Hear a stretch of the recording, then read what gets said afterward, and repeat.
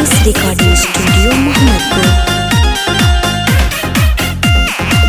का तू बारे बारे करेलू फोन हो, हमरा के करेलू हरदम तंग हो।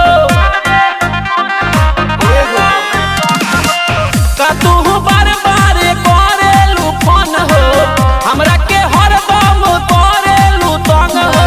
शौक बड़ा पवनों के रखले हो, रखले हो। करो तनी वीडियो कॉल बोला हो, मोबाइल के डाटा तनी खोला हो। करो तनी वीडियो कॉल बोला हो, मोबाइल के डाटा तनी खोला हो।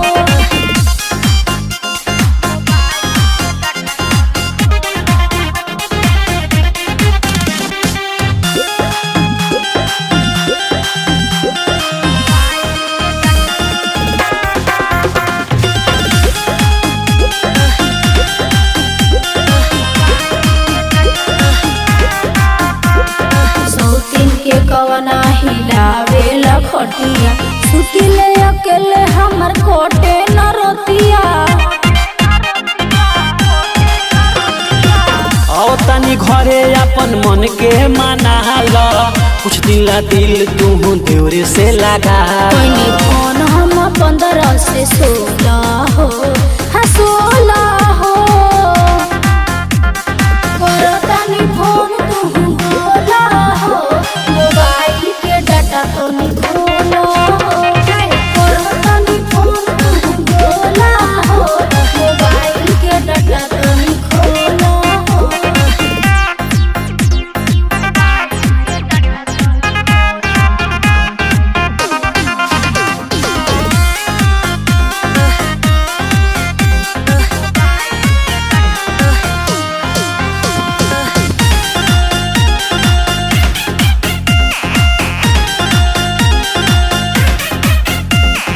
रखेल तू तो पीड़िती के कोल्हा के, जाता नहीं हर यार के बोला के। सुबह सोना के करेलू बदनाम हो, तोहरेला दिन रात करता नी काम हो। राजू राजा जो हर जोनी घोला हो, हाँ घोला हो। करो तनी वीडियो कॉल बोला हो, मोबाइल के डाटा तनी खोला हो।